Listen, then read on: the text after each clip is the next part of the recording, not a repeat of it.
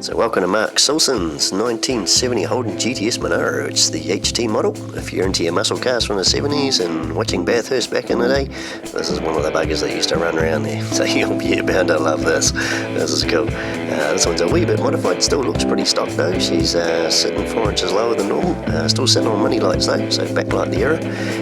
This one's running a 383 stroked out Chevy now.